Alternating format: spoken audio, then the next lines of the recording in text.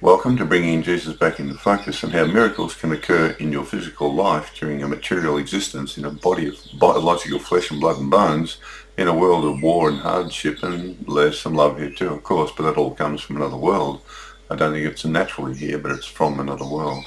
This is the material world, and miracles can come into your life. So I'm born into the Jewish Christian Catholic Church, but I left when I was 16 because they weren't teaching the proper teachings of Jesus, that we should be pacifists, and the Jewish God Yahweh is a two-headed God, not just one loving creator, that Jesus was a one with a spiritual life force of pure love. So I left and studied Buddhist teachings because they're pacifist, as Jesus originally was.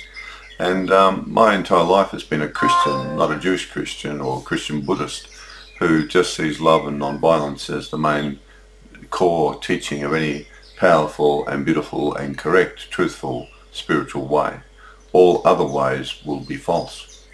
So miracles came into my life through this illness, really, and caring for my mother. And I'll share them with you now. I'll get on with the story.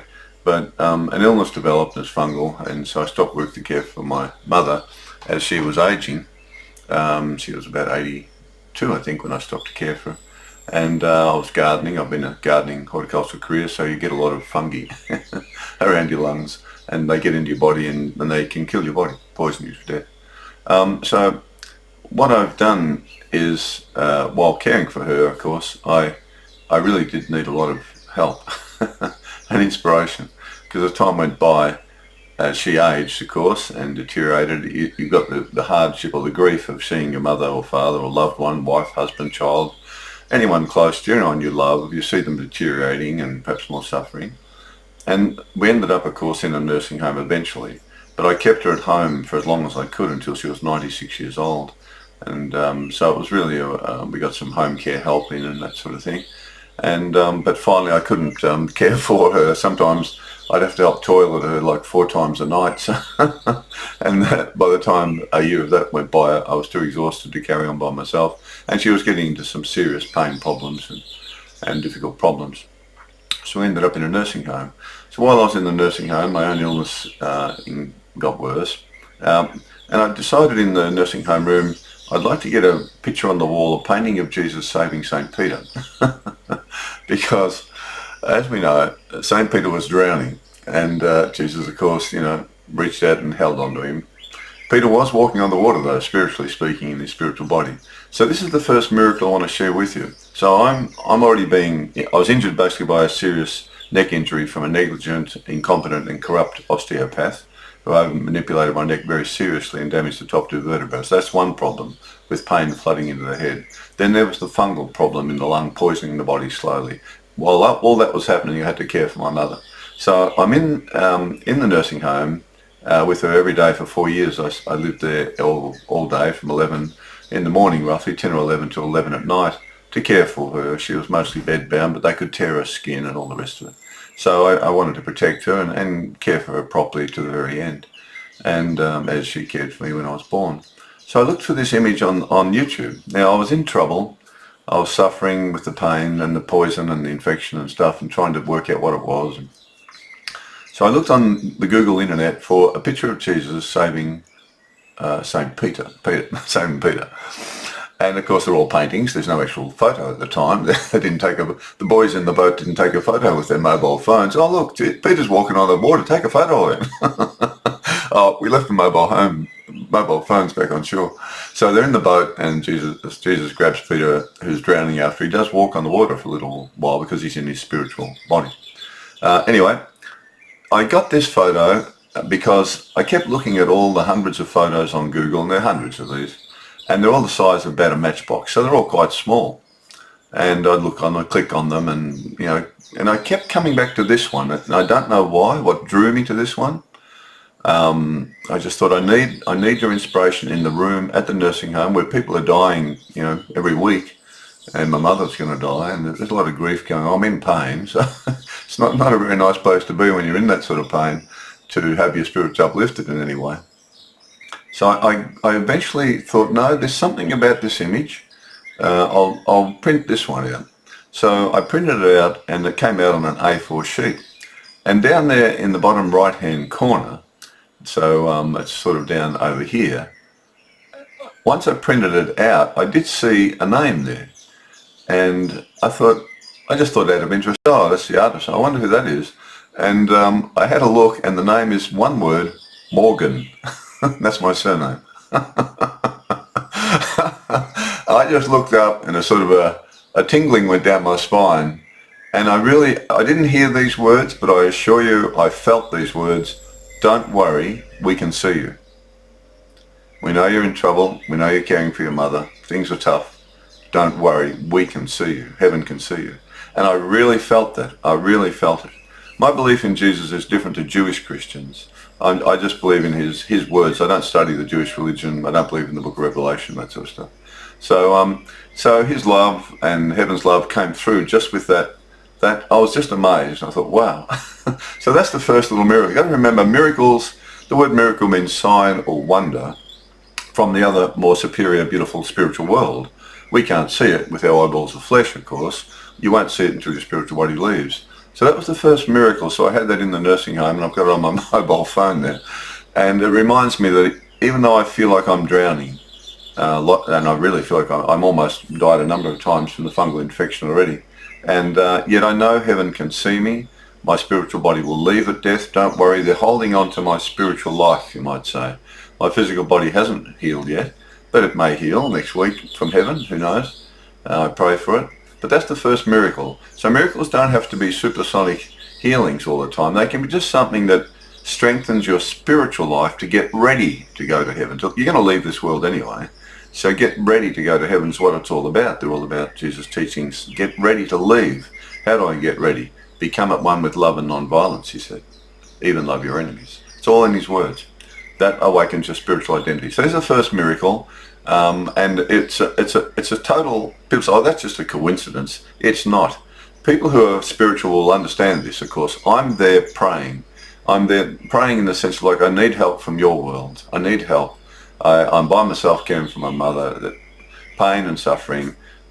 I just need an image of you there to remind me of you. Not only do they send me like this wonderful painting, but my name is on it, Morgan. And you couldn't see it on the Google Matchbox size images. You could not see that name at all. I had trouble seeing it. I had to actually magnify it on the computer to see the spelling. So we move on to the second miracle. So there I am in the nursing home with my mother, and she's getting older and closer to death. And she died when she was 101, so bed bound. I'm there every day, and there was a little path that ran up beside a creek near the nursing home. In a suburb in Melbourne, funnily enough, that there's still a little creek there. And I used to walk that path every single day, at least 1 or 2 times a day, get out of the nursing home, and there was an oval nearby. And I'd walk up that path. It was covered in gum leaves and gum trees, and there were willows. It was just a little dirt path behind the houses. And I was, again, searching for help with doctors for the neck damage caused by the negligent and corrupt osteopath. And they were refusing to screw the top 2 vertebrae together, because that's where he did the damage. It's serious damage in that way. They can do it, but they don't like doing that operation. And I couldn't find anyone who would do it for me, but they would do it for other people. So I thought, what's going on? So I'm walking along the path, and I'd just seen a specialist, number 4 or 5 or whatever, and he even advertised these C12 fusions on his website. And I thought, oh great, well he'll do it. And I told him what happened with the massive neck manipulation and serious damage, that sort of thing. And he said, oh, those operations are no good. I'm not doing it. What? So I was wandering up the path this day after I'd seen him just the day before, and I thought, I don't understand. I'm sort of looking up to heaven. Why won't anyone help me? Is there any way you could lead me to someone who will help me with these illnesses, the damage? Can you just find someone in Melbourne, Australia? It was doctor after doctor refused. So I'm walking along the path. It was summer. I had my shorts on and sandals, just bare feet. And as I was thinking this and talking to them, going, if you could just send me another sign like the painting, that was so wonderful. I was sort of going, that really lifted me up. And as I was walking this little tiny dirt track, which I'd walked hundreds of times, a little stone flicked up and got underneath my foot and sandal, between the foot and sandal. You only need a tiny stone under your foot and a sandal to make you stop. And it happened just along the path at a certain point. And I thought, oh, I better stop. So I better get it out. So I had to kneel down on sort of one knee to sort of reach down and unstrap the Velcro on the sandal. So as I knelt down, the left foot, which we had the little stone in it under my foot, as I was looking down, so I'm bending over, I'm looking straight down the sandal and the dirt, and there, with the gum leaves and twigs all in the dirt, crushed in the dirt, it looked like there was a funny looking twig that looked like a cross. And I looked down more keenly, and I thought, I reached down and I brushed the leaves and twigs out the way, and sure enough, actually pressed into the dirt. It was like you'd pressed it into mud and it was sitting there for a long time. There was this little, what looked like a wooden cross. And I sort of dug it out a bit and lifted it up, and then these rosary beads came out of this earth as well. And again, they weren't just sitting on top, they were in the earth. They'd been there, who knows, I mean, I walked over that hundreds of times, hundreds of people's had. But I looked at it, and on the back it says Jerusalem. It's a Jerusalem cross. So I just looked up, I held the cross and went, wow. You really know how to send a sign when someone needs it. And again, I got this powerful, powerful feeling. They're right with me. They can see you, they can see us all. They know everyone, they know what everyone's doing. Putin, Netanyahu, Hamas, all the mass murderers. They know the good children who are loving and kind and will go to heaven. They know what everyone's doing, they can see us. But they're only love, you've got to remember that. This is the heavenly spiritual creator is only love. This is the creator of Jesus, not the Jewish Yahweh God. That's another God, two-headed God. So I was amazed, and that was a miracle. How could a pebble, and I've never had to stop on that track, and we were there for 3 or 4 years in that place, and every day, so you're talking 900 times going up and down the path or something, or more times than that, twice a day. But just there, just at that spot, and the cross was literally just right next to my sandal, just slightly off to the left of the front of the sandal, buried, pressed into the mud. Or it would have been mud the day it was pressed in, but it was solid dirt. And if my foot had been just a foot back or foot past it, or even my foot had covered it, there's no way known you would have seen it. And I had to get down on my knee to look down at the sandal so to be closer to the earth, to unstrap the sandal, to even see it. And my attention was drawn to it, you see. That's heaven, drawing my attention to it. First of all, an angel flicks a little pebble into my sandal right when it's needed.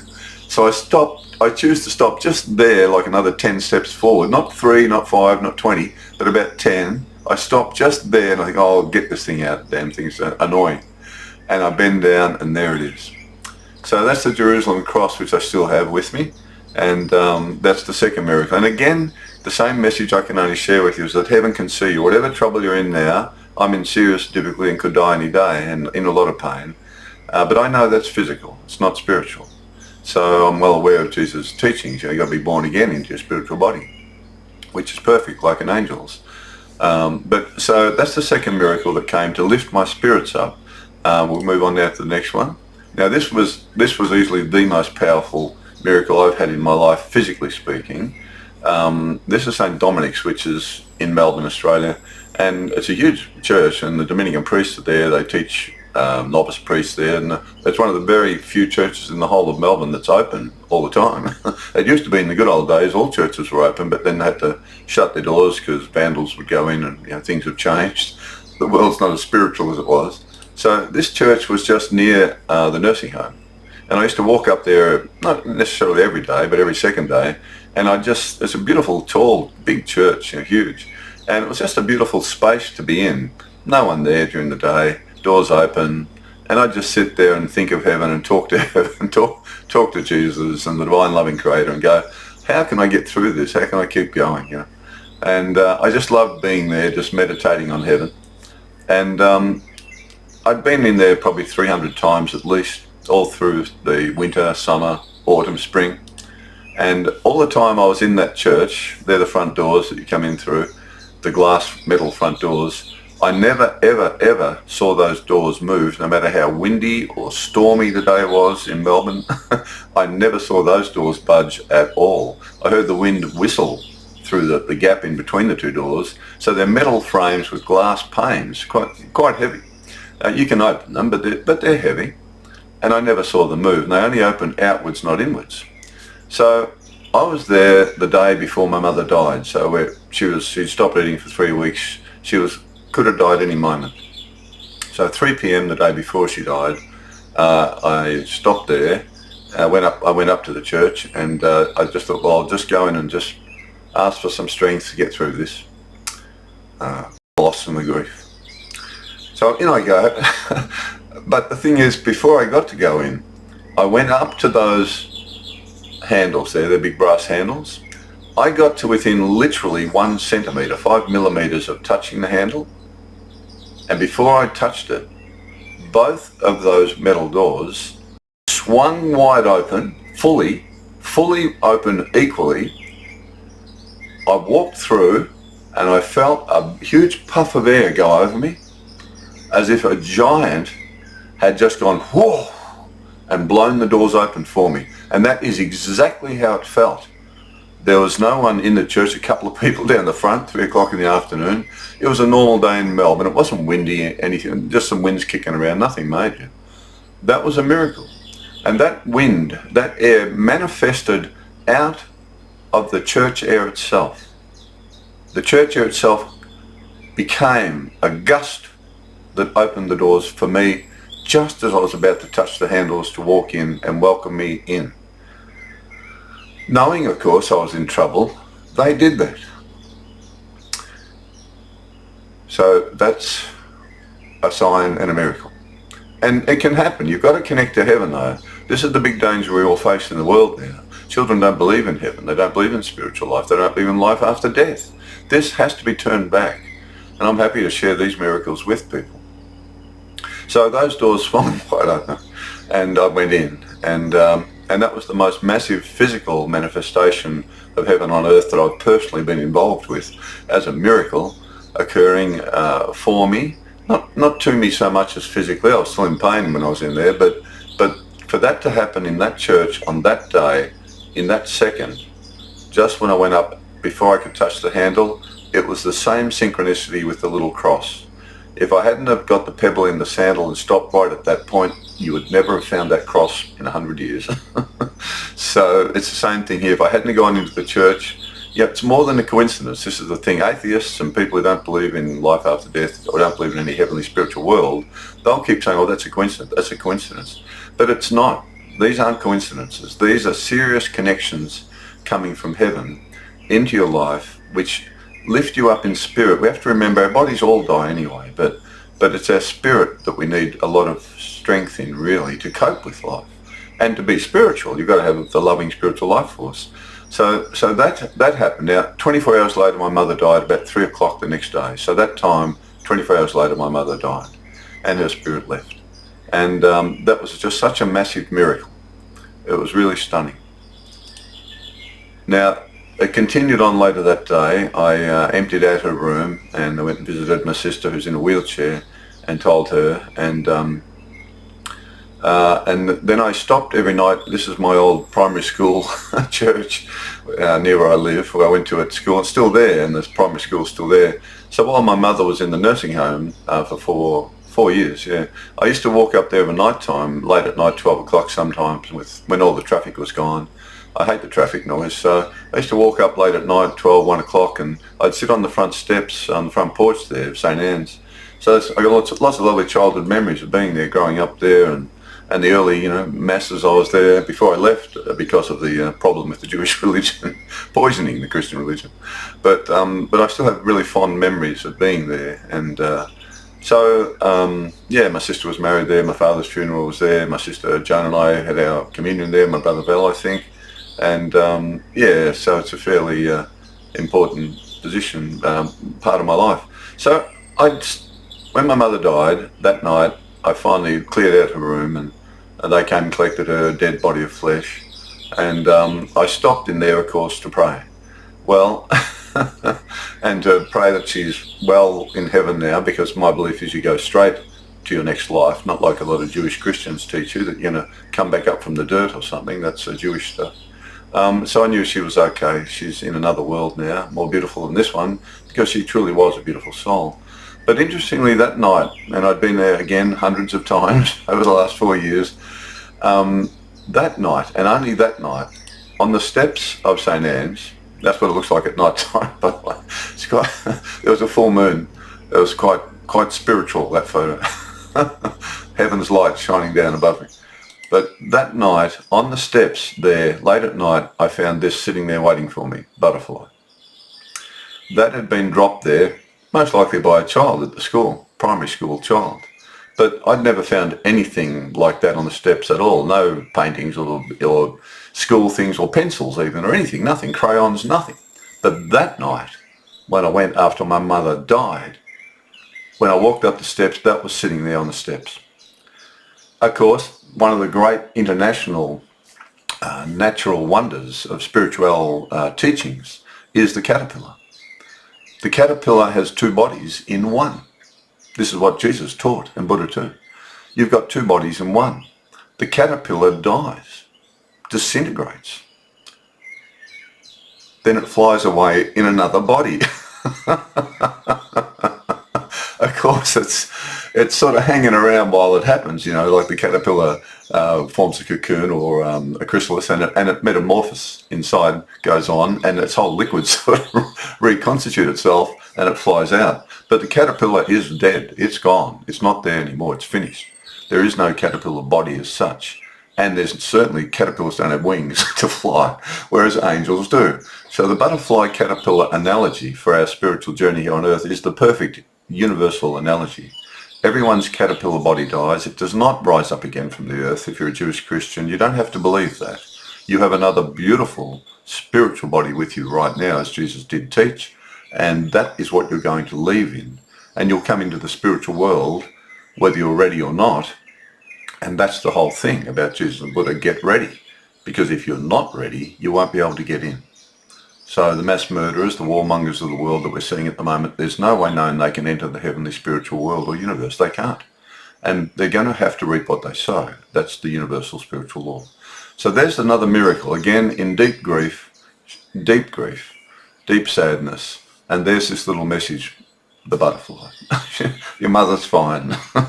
She's okay. It doesn't necessarily heal the grief or the sadness at the time, but it's extraordinary that only on that night, out of like 3 or 4 years of going there of a night time, was that there on the steps. Now there she is. Holding on to me, caring for me, about 70 years ago nearly. So there she is, hanging on to me, caring for me. And then as time went by, it turned out that I ended up caring for her, holding on to her, wheelchairing, etc. That's our beautiful dog, Sandy 7. So of course I became her carer as she cared for me, which is the normal thing. Nothing special about that. It's done around the world, particularly in poor countries. Rich people tend to shove their parents into a nursing home and forget about them. It's shocking. But here, of course, as a spiritual child on earth, I was loyal to my mother and gave up my career in gardening and stuff to care for her, and it was 18 years. I didn't realise when she was 82 that she'd lived to 101. I thought I'd be back at work by the time I was 48 or something, but I was 60 by the time she passed away into the heavenly spiritual world.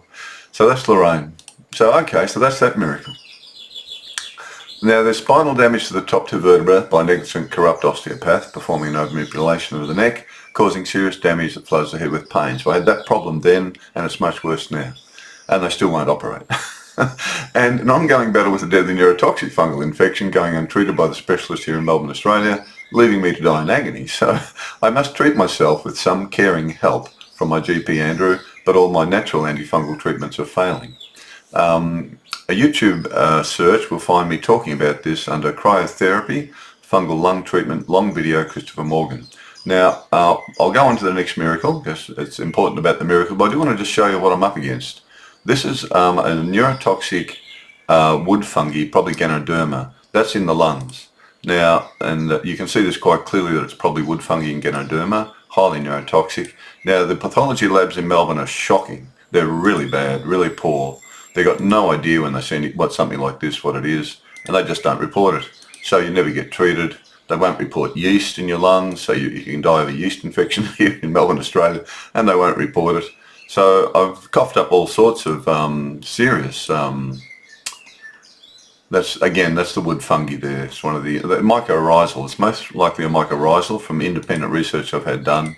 And it's unfortunately quite deadly, quite poisonous, and yet they're saying none of this is there. I've had specialists say there's nothing in your lung. I beg to differ. We'll move on to the miracles because that's more important. So, okay then, so you can look online for that if you want. You'll find it under cryotherapy fungal lung treatment. I sent that around the world because it's through using freezing cold air. That I've got a freezer at home there that I use that's prevented my death for the last 14 months really. I used a fruit shop owners for a while, a friend of mine, but I have one at home. Now the next miracle, sleeping drug to help end painful physical life through the internet stopped from being ordered by heaven. This is a slightly more serious area of conversation. Euthanasia, or ending your life when you're in great suffering, is of course acceptable in some countries, even here in Australia, but there are very strict rules, and you've got to be almost on your last leg, almost dying after years of agony before they'll even allow you to access what's essentially a very heavy sleeping drug that knocks you out and knocks you down.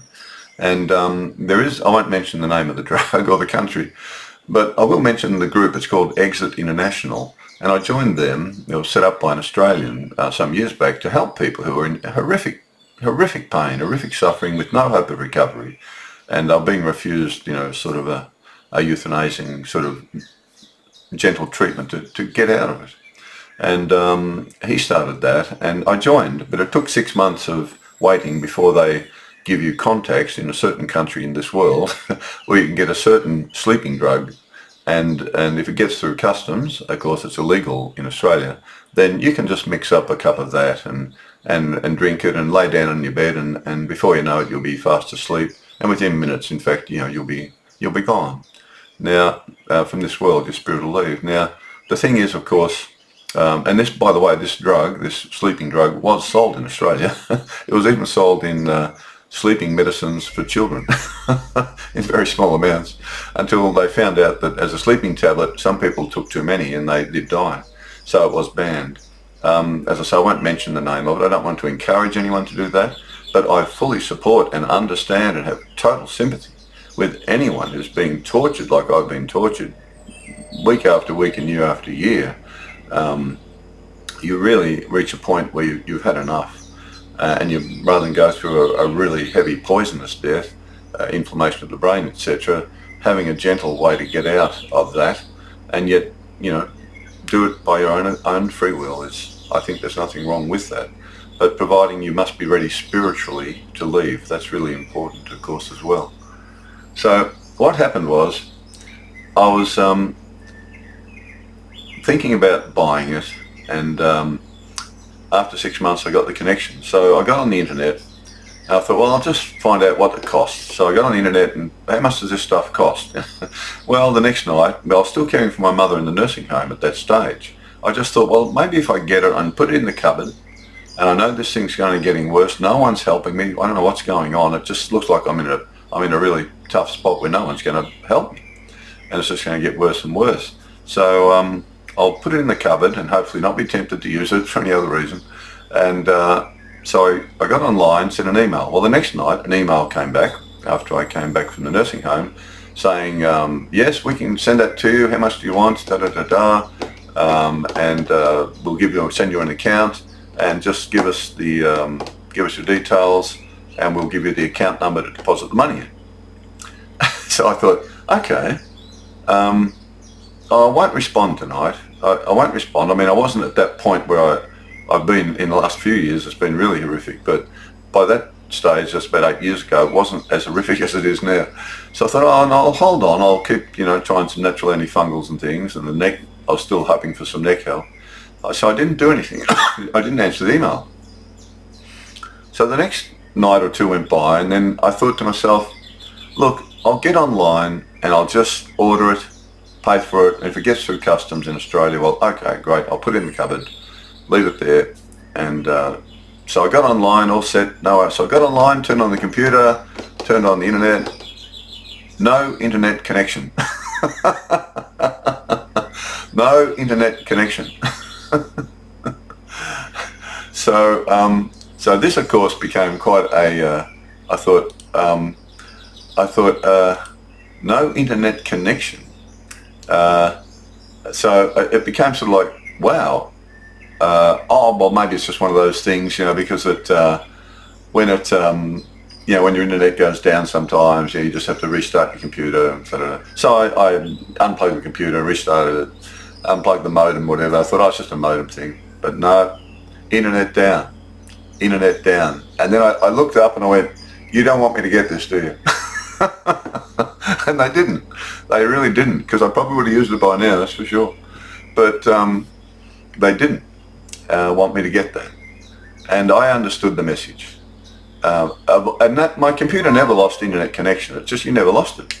But that night, yes, I couldn't get on the internet. And I knew that was from heaven as well. Don't buy that.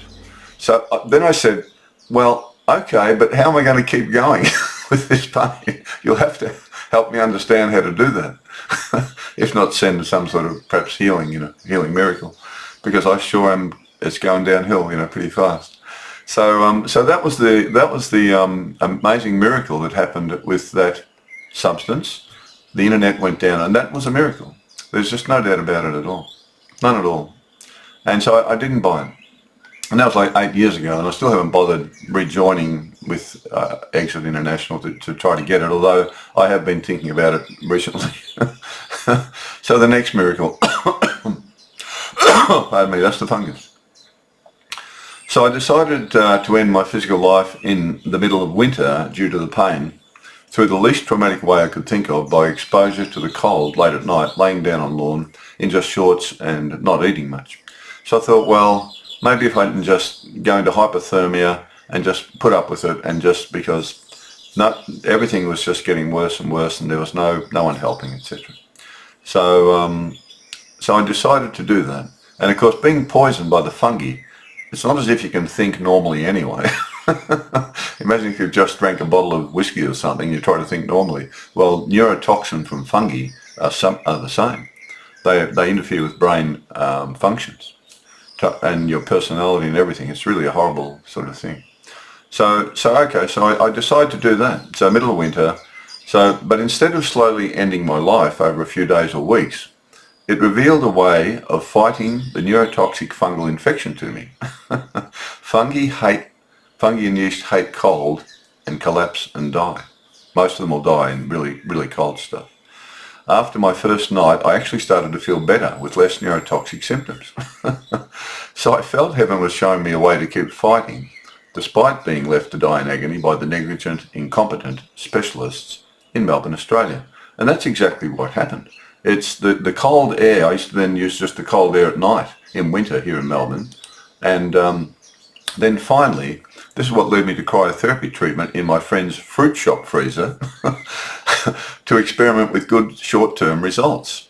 Then after 6 months of their kind and caring help, unlike the specialists, I had to buy a minus 19 degrees centigrade freezer for home use daily, and it has prevented the fungal infection from poisoning my body of flesh to death for the last 10 months, but seems to be failing now. So I've been kept alive by a friend and his family who own a fruit shop. They said, oh, come every day, get in there every day. They had a freezer, and I'd often nearly pass out because the cold air breaks it apart and the poison dumps into you get what's called a spike of poison from the infection breaking apart in your lungs, so you get a spike in the blood and you literally collapse and not even know you're collapsing. And it's happened here at home too, when I'm treating it and I knock it around hard, I knock the infection hard, it dumps so much neurotoxin into the bloodstream so quickly that I collapse on the floor. So it's very neurotoxic. You've got to kill it sort of slowly, but unfortunately it's spread through the skin, it's in the urine, it's in the blood, it's in the lungs, probably in the cerebrospinal fluid, but they won't even do a spinal tap to check if it's there for me. So that's the freezer. So it's interesting how I've been guided by heaven to not give up, and look, here's something that will help you. And there's another miracle that came along with this, which was quite stunning. After 6 months in my friend's fruit shop, I was holding on to life, but it wasn't killing it. I couldn't be there at night time and things, and they had all their food in there, frozen food. So people had opened the door, and a lot of the staff at work, they'd get a bit of a shock, and I go, "Oh, don't worry, I'm just the security guard for the prawns." Or the whatever it was, But they got used to me being there for 6 months, and but I could only be there for a couple of hours a day, an hour in and then an hour out and an hour in again, sort of thing, or half hour even. You get pretty cold, you have to rug up. But after 6 months, I was really I wasn't improving, and I was nearly dying every day, nearly overwhelming every day. It's nearly completely shutting you down every day. That's that critical mass level. And I was driving up a hill after paying a bill at the local post office towards the fruit shop. And when I was approaching the hill and the set of lights, there are two roads you can go by in the long run. One fork went straight back to my house, which wasn't far away, and the other road went down to the fruit shop. And as I was driving up the hill, I looked through the window of the car. Shops were slow traffic, and not much traffic there. And I looked into the sky to heaven, and I went, I honestly don't know what to do. Do you want me to keep going into the freezer, or should I just go home, give up, and die? And as I looking through at the sky, mainly focusing on the sky, I wasn't travelling very fast. I saw the lights change ahead, and I looked forward, of course, so I didn't crash into the car in front of me. And lo and behold, right in front of me, as I pulled up behind the car in front of me, it was a ute, a work ute. And on the back it had Nexus, refrigeration experts. My question was, should I go into the refrigeration unit or go home? That was the question. I'm looking out the window at the sky. This car I didn't see this car in front of me until I pulled up to the lights. And they gave me an answer within 5 seconds. Refrigeration. And the word nexus, that's the name of the company. And the word nexus means connection. There I am connecting to heaven in thought and prayer and asking for guidance. I don't know what to do now. So I just give up. There I am connecting. The nexus. I open the nexus to heaven and I give a question to heaven. And how does heaven answer me? Refrigeration experts right in front of me. Before I had to choose which way to go, that ute was there in front of me before I chose. So of course I followed the ute to the fruit shop. I went that way. And it was a miracle, a sign, a wonder. Again, no healing for me, but I knew I had to keep going, and there was a reason for it. I just had to keep doing it. By this stage, my sister had died, so I was really concentrating on my crippled sister had died. So, but I'll get to that in a minute. This is the next miracle. A specialist performed a bronchoscopy and found 3 different fungi and gave me a 200 milligram dose of itraconazole to take for 4 weeks to hopefully kill the fungi. I informed him my GP, Andrew, had already tried that at 600 milligrams for 3 months, but we still could not kill it, and he said I need intravenous antifungal medication urgently, but he is not allowed to do it. Only specialists can do this. So I asked him if he would give me intravenous, and he said, no, I'm only giving you itraconazole, and if it does not work after 4 weeks, stop taking it. I asked him to ring my GP to confirm what I told him, but he refused, as all the specialists ignore GPs. So I was really annoyed. So I left, paid the big money, $250, $300, whatever it is. I took it for 4 weeks and it did nothing, as I knew it would. And I wrote a letter to him saying that it failed and my condition has worsened and I need to see him urgently. And about 2 or 3 weeks later, didn't phone me or anything, say, oh, come in and see me, we'll try something else. No, nothing, no response, nothing. But 2 weeks later, a letter arrived from him telling me he was not going to do anything more for me. So a letter in the mail came 2 or 3 weeks later after I dropped a letter into him saying, I'm in urgent trouble. That didn't work. What else can we do? I'll come and see you. I was naturally shocked at the lack of concern and felt despondent about what else I could do. Now that same day, in the mail, right alongside his letter of rejection and abandonment, was another letter, simply addressed to the household, but handwritten. When I opened it, I was amazed to read this letter from a Jehovah's Witness Jewish Christian church person. So in the mail that day I get a letter of rejection. I don't care if you die. I'm not doing anything. I gave you a tablet, it didn't work, well, that's it. And then I opened this letter, just household. It was handwritten though. So I thought, oh, it may not be, it's not how, maybe it's a local person, had a stamp on it, so I think maybe someone's talking about some local issue or something. I opened it up and this was the letter. Kingdom Hall of Jehovah's Witness. Dear householder, we hope that you are well and coping with current circumstances. Well, blimey, I was really in trouble. This was during COVID though, so it was referring to COVID, but I had other circumstances going on as serious as COVID. Since we are unable to speak with you face to face at present, we would still like to share some comforting thoughts from the scriptures with you. In the Bible, we find many words of encouragement and wisdom for our times, as well as the reason why things are occurring in the way they are. In Jeremiah 29:11, we find these reassuring words from God. For I well know the thoughts that I am thinking towards you, thoughts of peace and not of calamity, to give you a future and a hope. They're the exact opposite words of what the doctor sent me. Piss off, drop dead, I'm not doing anything for you. I don't care about you. If you wish to know more, please visit our website, etc., etc. I can't join the Jewish Christian Jehovah's Witnesses. I don't believe in the Book of Revelation or anything like that. So, but I went there and I met Salome. That's the girl's name there. I tracked her down and went to their meeting, and I learnt about their Jewishness, how Jewish they were in their Christian beliefs, and I thought, oh, it's a bit of a shame, but never mind. They got Jesus there. So I met Salome and I thanked her, and they gathered round while I explained to her what happened. I had the letter. I showed her the letter. And I told her about the doctor leaving me, abandoning me, rejecting me, leaving me for dead. And they were really amazed and said, oh, that's the Holy Spirit that's done that. I said, I know. I know, that's heaven at work, that.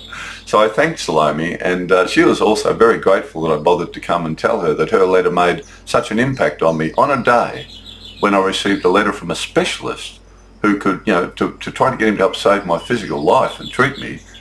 Rejection, abandonment.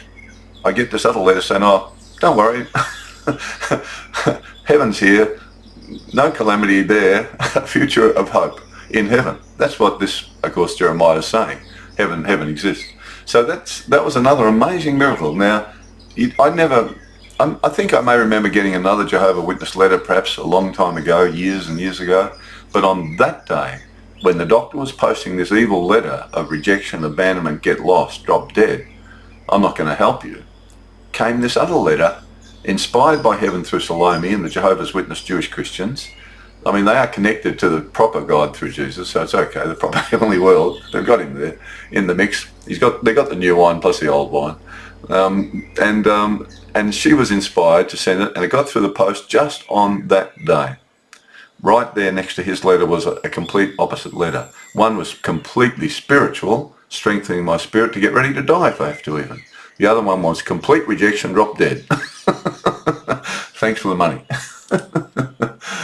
So I still had my sister Joan, who was crippled from birth after my mother died by cerebral palsy, to care for after my mother left in her spiritual body and soul mind of love to enter the high spiritual world and universe of love. So that's Joan and me at the footy here in Melbourne. We have football, Australian rules football. She used to love going to the footy. That was just a few years before she eventually died of cancer when she was 73. But I had no idea at all that after my sister Joan's spirit left 6 years after my mother died, that I would write 2 books about Jesus to help remove the distortions about his spiritual way to heaven. Now this is the next miracle, really, that I've done this work while I'm being smashed around the head by some satanic force who gets his little minions to try to knock me out as well. I did not realise that my work was not yet finished on earth despite my illness, as heaven and my lifelong spiritual guide and loyal friend and teacher Jesus of Nazareth guided me into the next phase of my spiritual life, writing the Gospels of Jesus unplugged and the teachings of Jesus unplugged.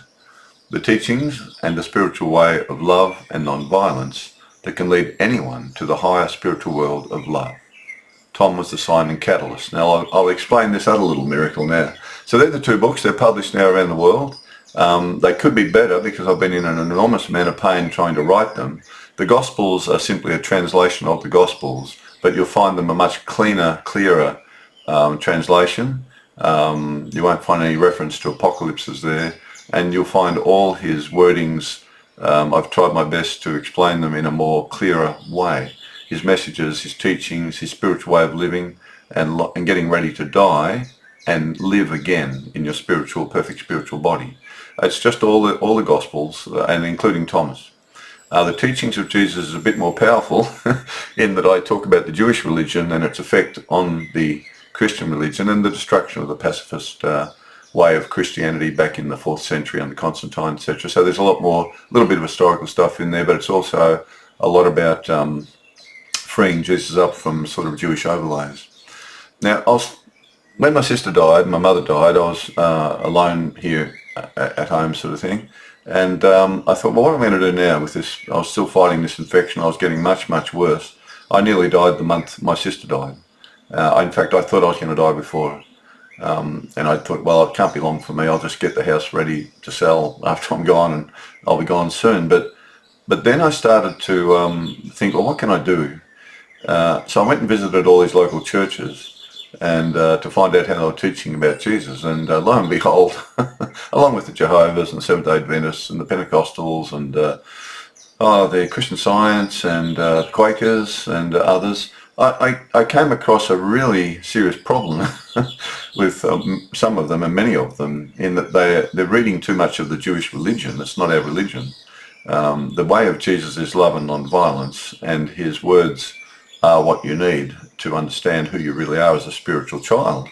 And the divine loving life force that he was at one with is only love. He says so in his own words. Her love is like the sun that rises on the good and the evil. Her love is like the rain that falls on the just and the unjust. Unless your love is as perfect as her love, or his love, God's love, you're not going to enter heaven. See, heaven's a place of perfect love. So if you want to enter there, guess what? You've got to be perfect love now, to the best of our ability. That's why the first 300 years all Christians were pacifists. The body of flesh, Jesus said, the only thing it's good for at the end is feed it to the vultures. It does not rise up again back from the dirt. He never said that. He said quite the opposite. He said feed it to the vultures. There are two in a single bed. One is taken to be near to the loving spiritual creator, and one is sent forth. That is, it's died. It's died. And then when the disciples said, well, where do they go? They've cut out one answer from the Gospels deliberately. They've only left one answer in there, which is the dead body of flesh will be where the vultures gather. Your body of flesh is worth nothing at the end. He says that. So I saw all these truths that I knew from a child. When I left the Jewish Christian Catholic Church, I took him with me. And his words, I knew these words. I knew what he was saying in essence. I hadn't looked into it more deeply, but to all of his sort of meanings and stuff. But it's beautiful, his teachings. So, and the one source he's with is love and non-violence.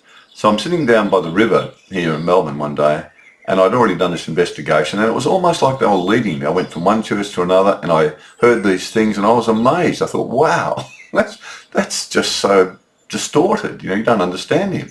You don't understand what he's saying. You're teaching this. So they sort of helped me see where it's all gone wrong. And I spoke to these people about their Jewish Christian beliefs, and they are Jewish beliefs. And just Jesus is an add-on. He's a sacrificial lamb, And I finally figured out what's gone wrong and how come this has happened. So I thought, boy, how am I going to write about this? So I'm sitting by the river, and there's a dirt track there, bike track, walk track, and people used to walk by. And I used to stop and they'd stop and have a chat, sort of thing every now and then. I'd ask them about spiritual beliefs. Do they have any, And I met some really interesting people. A lot of people say, no, nothing. Met some Zoroastrians, some very conservative, Catholics and stuff. But there was a lovely Catholic couple, Tom and his wife, and he was probably in his late 70s then, I guess. And you could just tell by looking at him and talking with him, he was a decent man, a good and decent man. And he'd grown up in the Catholic Church, like I initially was in the Catholic Church.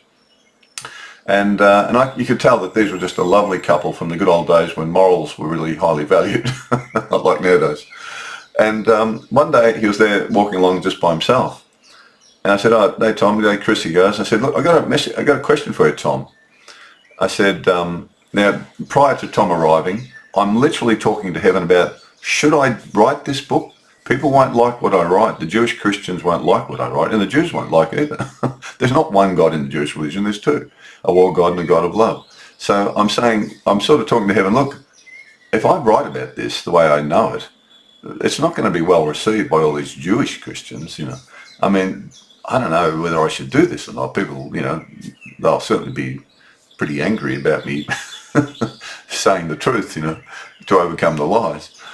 And so I'm thinking literally about that thought when Tom walks along. So I asked him, Tom, why do you think the churches are dying out in Australia? You know yourself, I said, being a Catholic like I do, the churches are emptying, being sold off, young people aren't going. Why do you think young people are not the least bit interested anymore in Jesus or the Catholic religion or any Christian religion? You know, virtually. We stopped and he looked at me and he said 3 words. The Old Testament. I went, bing! That's exactly what I believe. That's what I want to write about.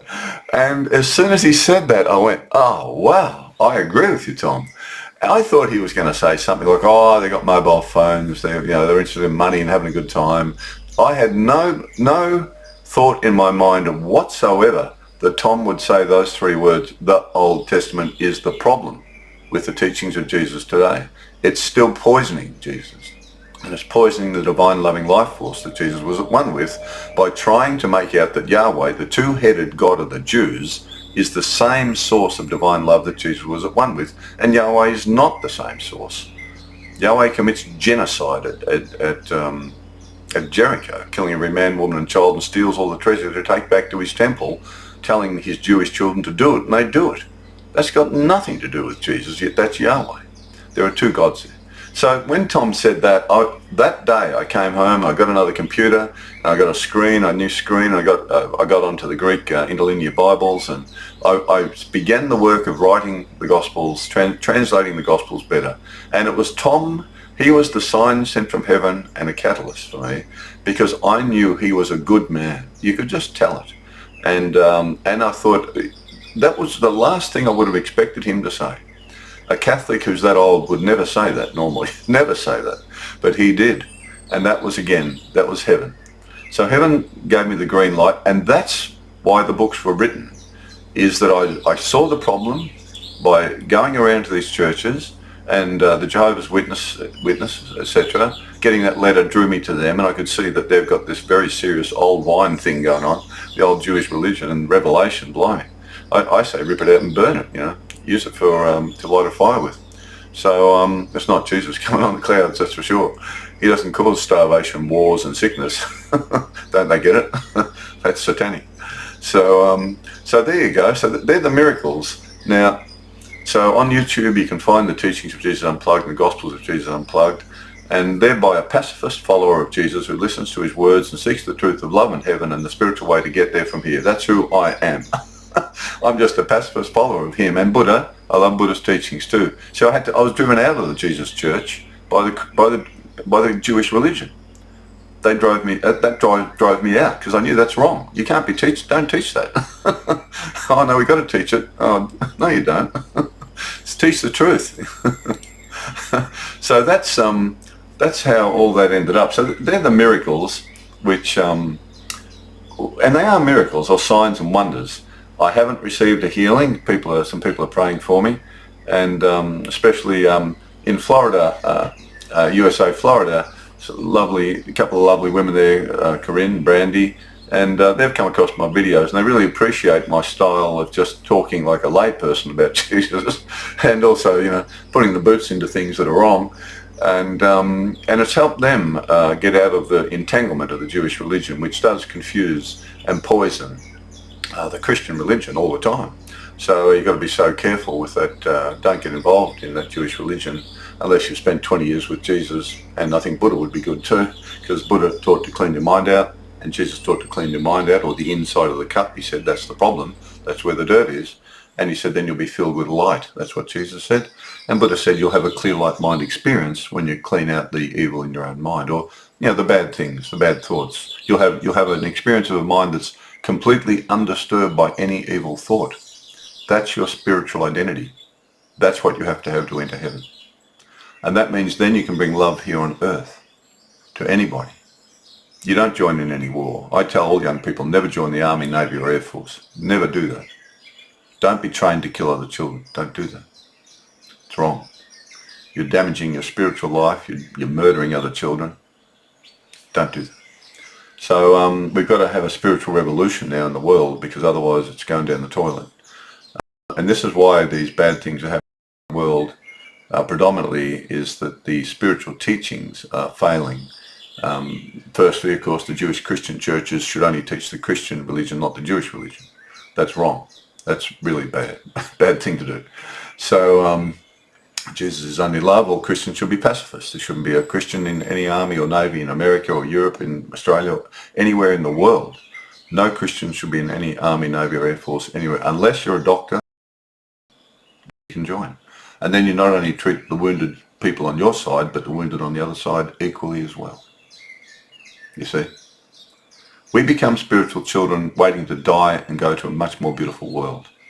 But in the process, we act as a nexus, like that little ute that pulled up in front of me, the nexus refrigeration truck.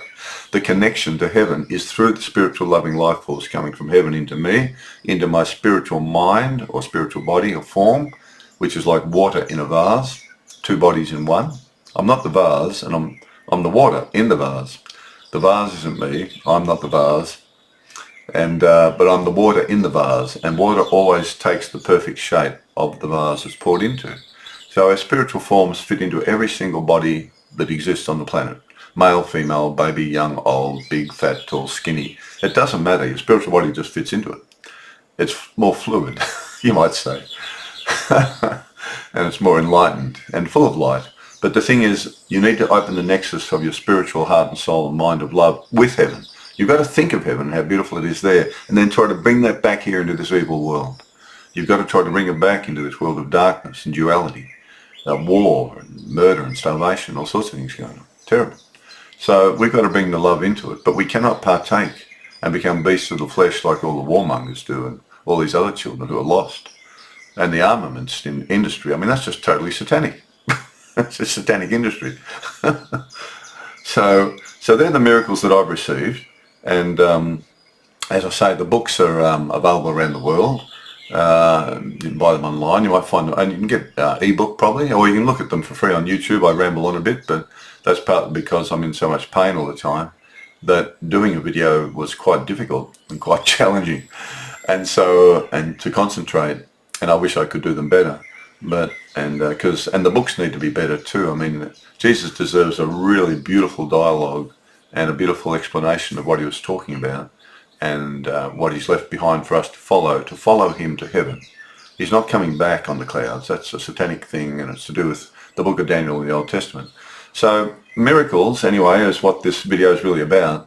And I have received miracles, and it's always, they're always saying, don't worry, we can see you. And I go, but I'm in agony, I nearly can't move. And then eventually there'll be like some other little sign will come along, don't worry, we can see you. In fact, when I had these videos on YouTube, for a long time, no one really contacted me at all, commented about them, of course, because I'm a Christian. I'm not a Jewish Christian, so I'm different than Jewish Christians. And but then one week, and I'd nearly died again, sort of all that week, and I said to heaven, look, could you just find one person in the whole world who could contact me saying, oh, they found my videos and they found them really interesting and informative. Well, lo and behold, when I asked that question, I thought I could die any minute. I thought, gee, I'll never know if anyone's ever seen them or read the books. And that week, two women contacted me from Florida, Corinne and Brandy. And they said, oh, we really like your videos. And we really like the way you say things and that sort of thing. So I've sent them some books. And yeah, so again, that prayer was answered. I felt sad that if I had to die, and the work I've done's or anything like that, or theologically great, but it is a Christian follower of Jesus who's only a pacifist and who knows, I've known him my whole life as non-violence, whole life. So that was another little miracle that came in, or a spiritual lifting up for me when and they're praying for me. I told them about my illness, and they're very grateful for the work I've done. And it will free people up. It'll free Christians up from the Jewish religion, because the Jewish religion has got the Christian religion in chains. It's like an octopus wrapped around it. And you do have to get out the sword and cut those tentacles of the Jewish religion off. Cut those chains off Jesus and the loving Creator. They are being held captive by the Jewish religion. I assure you I really mean that. And they need to be set free by just looking at the words of Jesus only. And even then you've got to make sure you've got a good translation. So I recommend my translation. Not for the sales, but just because you'll find it clearer. It won't confuse you. That's about love and non-violence. So there you go. So they're the miracles that I've had in my life. And those doors opening at St. Dominic's the day before my mother died, wow, that was just massive.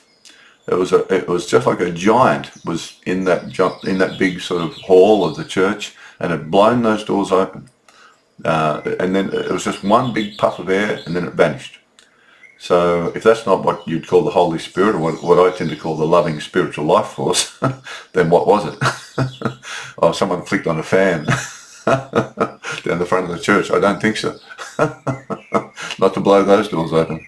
So there you go. That's the most powerful miracle. But the main message I received is try not to worry, Chris. They know I'm in a lot of pain, and they know I've nearly died hundreds of times now already from the infection, and fighting it is really difficult. And being in Melbourne, Australia, it's a really shocking place to be in Australia if you've got a serious fungal infection, because they're so limited in their knowledge. The so-called experts here are just pathetic. And the system's horrible. And people have been threatened who have been helping me. You can't believe it. So miracles do happen, and healing miracles do happen. I haven't received one. I always ask for a healing, or sort of seek a healing, physical healing of my physical body. I call him a horse. But so far, we're like spiritual riders on a horse. But I haven't received a healing physically. But I have been spiritually guided to do this work for Jesus at the end of my family responsibilities, caring for my mother, elderly mother, and my sister Joan, who was crippled. Once those earthly responsibilities finished, and I nearly died the same month as my sister a few years ago now, it's a stunning miracle that I haven't died. Mind you, I have to treat myself endlessly all day long by myself, and with the antifungal natural things, but also these books have come out and my investigation, and heaven guided me to do it absolutely. As I say, the books are not a great work, but I'd like to redo the teachings book Unplugged again when I'm feeling better. But the Gospels, the second edition Gospels, is actually quite good, I think, for helping Christians no longer be Jewish and Christian, but just be Christian. Just understand what Jesus was really saying. You've got two bodies. One's going to die. It's not coming back up from the dirt. Forget that. You're leaving in a spiritual body that's perfect. But it's only empowered by this loving life force that comes through the nexus from heaven into your spirit, providing you don't cover yourself in filth or murder or war. You can't get the love of heaven coming into you if you do that. You block it. You block it yourself. And your spirit shrivels. The light dims. Like Putin and the Russian army and Netanyahu and the Israeli army and Hamas, they're covered in so many layers of stinking filth and darkness. They won't know this until their body of flesh dies. Then they'll know. Too late. Too late for all the suffering they're going to go through after all the horrific murders they've caused to children, men and women. So what can we do? Warn them, that's all. So stay in your spiritual body, keep it alive, and then express it through the body of flesh for a little while you've got it, before it drops dead, and then you'll leave in your spiritual mind, or spiritual, Buddha would say your consciousness leaves, Jesus would say your spiritual body leaves. So they're the miracles. I hope you connect to heaven, and guidance I have, and it's kept me alive when others have really done their best to make sure I don't stay alive in the medical profession, and others, osteopaths. But I have maintained a spiritual outlook as best I can. Often break down and stuff from the agony is so torturous, and the depression comes in with it as well, with the poison. But I realise that's all chemical and pain and suffering. It's not spiritual. So when that happens in your life, remember heaven's there after you die to the flesh, and you leave your flesh behind, and you've got a perfect spiritual body, a perfect spiritual mind of love, providing you're doing your best now to fight to be at one with it. So the two bodies become at one in purpose. So the body of flesh and the body of spirit become like one hand, even though there's two there. So the spiritual body and the body of flesh work as one in love. I used a simple example. If you see someone fall over on the street, on the opposite side of the road, and they hit their head on the concrete, an old person, you see it. You see it with your body's eyes of flesh. Mature body sees it. Your spiritual body and your spiritual mind says, I must go over and help that person. A different mind, called the beast of the flesh mind, says, I don't know that person. I don't have to care about them. I'm not going to help them. That's the brain mind, body of flesh, ego thing. Shadow figure almost. See, you're moving into the flesh identity. When you're in the spiritual identity, you take your body over there. Your spiritual body takes your physical body over there, you might say, or directs your physical body to take your spirit over there. Whereas the person who has no spiritual inclination or spiritual life force in them, they won't direct their physical body to take them over to that person and help them. Because they're in a false identity, you see. They've created a fake identity. Just care about yourself. Or even hurt others and get away with it. Oh, great, got away with that. Or murder, start war and kill thousands and smile on television as if you've done nothing wrong. They're insane, these people. Netanyahu, Putin, Trump, Hamas, Iran, all these killers are insane. I hope they get some miracles. They sure need them. So they're my miracles. That's my little talk. A little bit of spiritual stuff at the end. But the main thing about this was the miracles. I have received those miracles and they've kept me going. And they are miracles. They're not coincidences. There are other little things that happen as well. Can't remember them all, but they were the main ones I wanted to share because they were so out of left field. The other thing I can say is they're often quite quirky.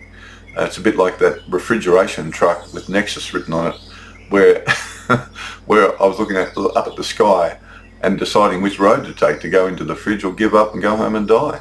And right in front of me was this message: keep going to the refrigeration. So I haven't been able to get into it much lately. I've been much worse, and that's part of the problem, unfortunately, why I'm nearly dying this. So that's overpowering the physical body. But I hope my books help some children in the world to get away from the Jewish religion. It's a religion, sure. Okay, there's some love in there. Sure, there's a Yahweh of love and there's a Yahweh of war and death and murder and thieving. Satan is what it's called by Jesus, the satanic war god. He calls it. You're following a satanic war god. Stop doing that. He says that. He was a murderer and a liar from the start. You've got to come out of that, he told them, and just come into the loving creator. So he's at one with a loving spiritual life force. He is not the son of Yahweh because there are two Yahwehs there. And that's why he never said the word Yahweh when he was teaching. He used the term father instead. So there we go. I like to use the term mother simply because women give birth to us here in the earth world. Well, why not think this? And women tend not to start wars, unlike rock-ape males. Look at me, I'm Vladimir Putin. I can kill a whole lot of people. Aren't I great? He's one of the weakest, most dangerous, evil people on the planet, of course. And he doesn't even know it. Anyway, we'll move on to the miracles, and I pray you do have some. And I've had some, and I haven't had a healing, but physical healing. And yeah, okay. Well, the body has to die anyway sometime, and you have to leave sometime. And Jesus kept saying, make sure you're ready. Keep your light burning until you leave. The light of love in you, keep sharing it, shining it. Then when death comes and you leave, it might be a very difficult experience. As I watched my mother and sister die, it wasn't nice at all. And my own personal experience is pretty horrific with the poisoning of the brain and the agony it causes, etc. But at the same time, I know that once this piece of meat in the middle of the flesh body stops moving,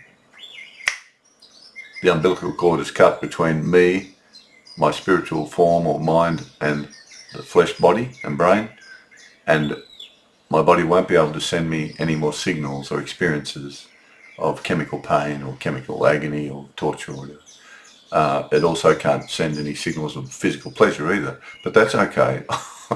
I'll be glad to be free of the torture. And they say heaven's a much more beautiful place anyway. I'm not being presumptuous saying I'll be there. I'm just hoping I'll be there. That's all. But yeah, I don't know. Could die tomorrow or the next day. There you go. So I thought I'd better share one more video, particularly for Corinne and Brandy in Florida, for being so supportive and kind in your emails to me about the works I'm doing. And yeah, so love your way to heaven, and I'll try to do the same. And we're not staying here. Bye for now.